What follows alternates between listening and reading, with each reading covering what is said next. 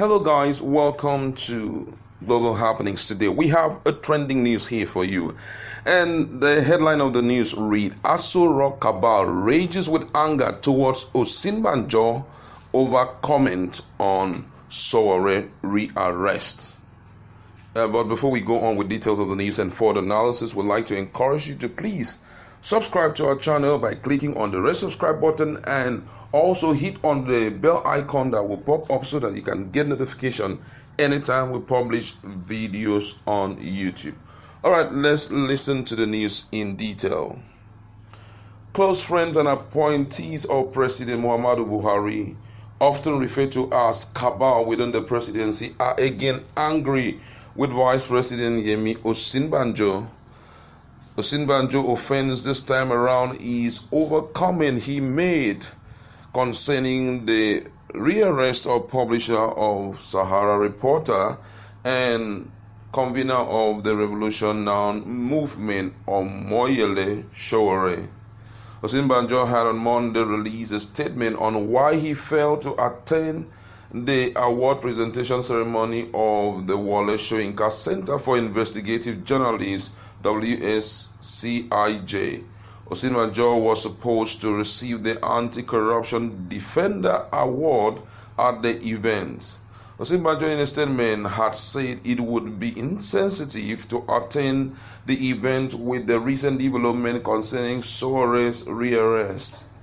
The other reason Osinbajo gave for his absence at the event was that he would be in Abu Dhabi for an international meeting under the auspices of the government of the United Arab Emirates, where he was the keynote speaker.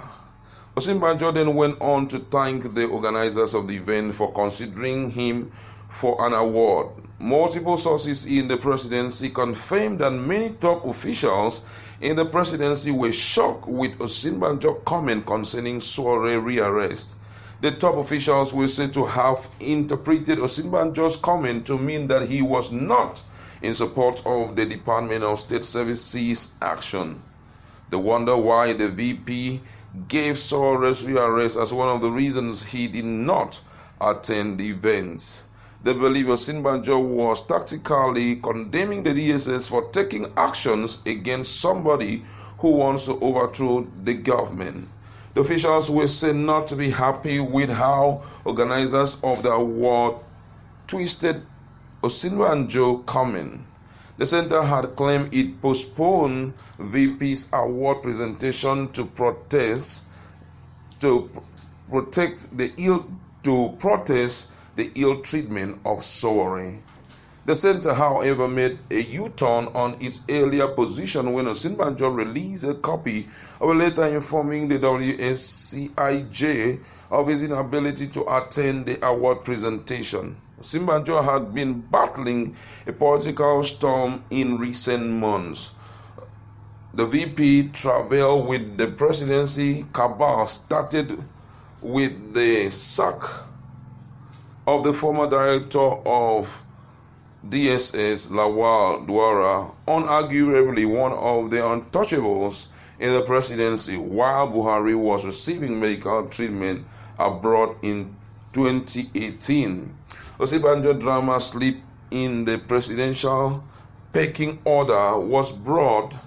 Osinbajo dramatic slip in the presidential pecking order was brought to the fore after Buhari shockingly mandated his hitherto trusted vice president to take directive from him in his oversight of agencies and parastatals which constitutionally are under the purview of the VP's office.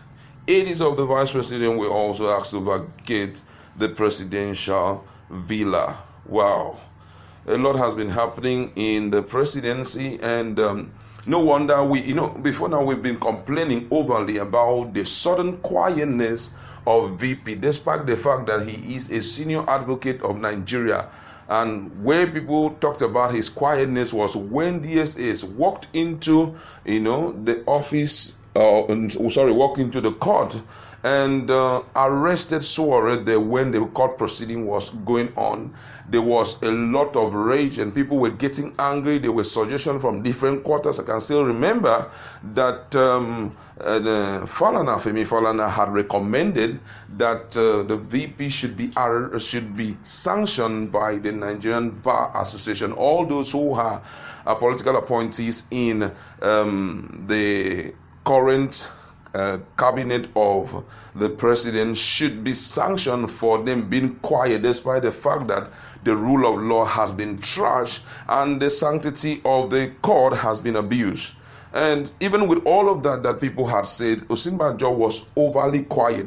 And don't forget that during the time that we were analyzing this, we have preempted that one of the reasons that we believe that one of the reasons why he's overly quiet was, number one, because there were still some, wars, political storm that he's going through, in the presidency. And secondly, that the reason for his quietness was because there's still some corruption charges hanging over him. And there's some things that, it's not really going well because of, unfortunately, where he has found himself. Don't forget that he has not fully given the proper accountability for the traders' money that was given to him, and other issues are there which via grapevine or via information he had been indicted with. So that made virtually all of them to be quiet. They know the truth, but unfortunately they just can't say it. And you can imagine how this guy is being controlled and monitored to the point that he can't even make a statement concerning any national issue in the country, no matter how bad, no matter how terrible it is. He can't even say a word. It is a very serious thing. How can a vice president of that repute cannot even wake up and say, this thing that is happening in the country is wrong, this one is wrong? And I believe that the reason why all of that is happening is because he allowed it to be so, because he wanted to buy favor from these guys. Today he is a puppet before them. He's now a puppet before them. They are drilling him. Don't forget what FFK had once said. He made some predictions about him that very soon that he will find himself to be even washing toilets. They call him VP Academics. That the only thing he represents is to go out, they give keynote address and all of that. But to say, enjoy the power that comes with the office of a VP, he doesn't have. And we are seeing it reflecting in the attitude of people who are not even being elected by Nigerians. They are merely presidential appointees. But we are seeing it via how they are controlling the office of the vice president. He can't even say anything.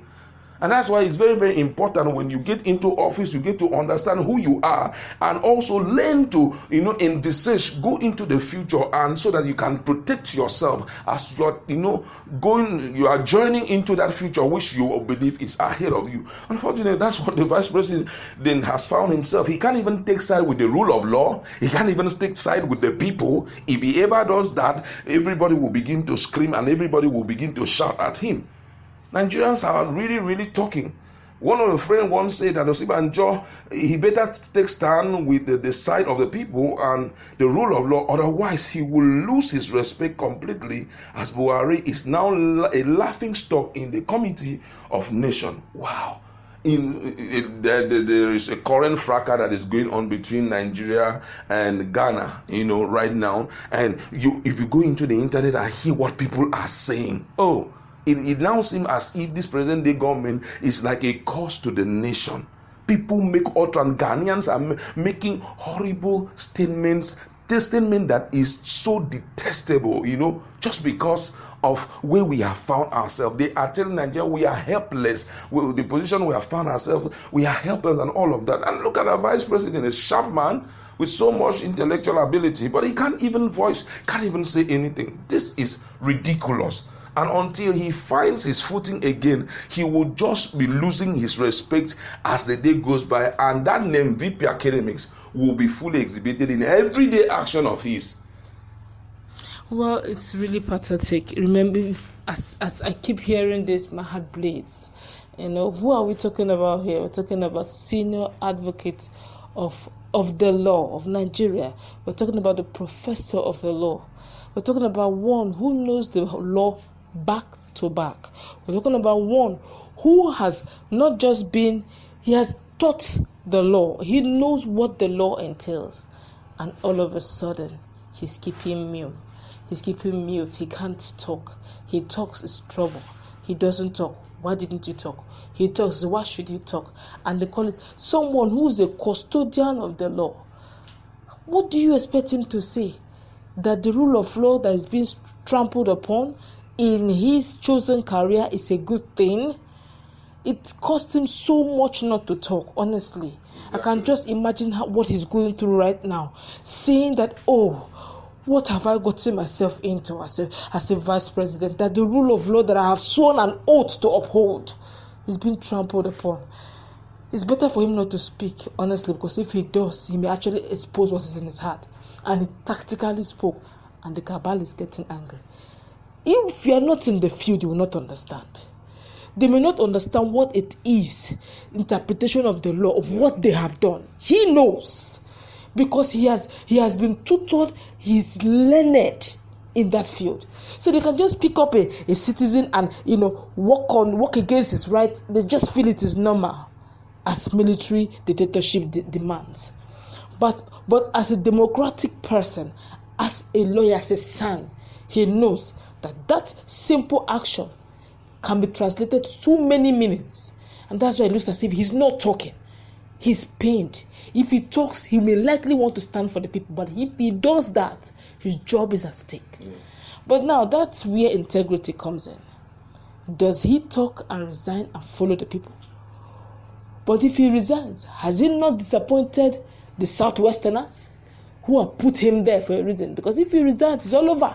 That means they can unanimously pick any VP they like, and the circle completes. It now become not as a not president, not VP, maybe not Senate president. Well, complete with all the heads of every juicy position all strategically occupied. At least he's the only one, so to speak, in a juicy position that is not, a northerner and is also not a Muslim. It's a tactical one. But the question is whether he is there or not. Has it changed anything? That's the question. It has not changed for me. It has not changed anything, because I believe that if he takes side today with the people and takes side with the rule of law and resign, it will be better for him. I am of the opinion. I am preempting that the reason why this guy is overly quiet is because there are some corruption charges that are currently hanging over his head. That is what I think. That is what is currently happening. There are some charges that is on that guy's head. That's why he cannot turn left, if he cannot turn right. If they make a move, those guys will just blow it out, and imagine how his reputation will be soiled. I think that is the key reason why he's just quiet. He doesn't right now, he doesn't even know what to do. But being that he's a person, being that he has brain with him, and he has been well trained in the act of the law, he has no option than to just say one or two things. I'll read to one or two statements from Nigerians about his attitude. This one says, now the cat is out of the bag. The vice president battling with political storm is unveiling themselves. It's now left for the president to man this one says, it looks as if the cabal are living in fool's paradise or an island. No matter how you try to paint it, it is globally a consensus that this government is becoming autocratic and dictatorial. And that is true. Obviously, that is true. So no matter how you try to close the mouth of some of your people who are meant to talk, you rope them with something and you shut them up. Everybody globally, the EU, they know. The UN, they know. Even the British, they know. USA, they know. Now that they know, what next? What next? Everybody. Well, what next is that they are watching. Truly, they are watching, because we already know that in 1996, when a dictator took over Nigeria, they were watching by the side. But one thing is certain, that they will start stripping all of some privileges that Nigerians have been enjoying. So all of this is really an indication that Nigeria is tilting towards a particular autocratic government where everybody will not be given the right to talk again. If you talk, then something else will happen to you. But all the same, let's leave it there. Go to our comment section. What do you think is making Yemi Osinbajo overly quiet, and why do you think it seems that these guys are remote controlling him, that he himself can't even speak? Please do well to comment on our comment section, and don't forget to subscribe to our channel by clicking on the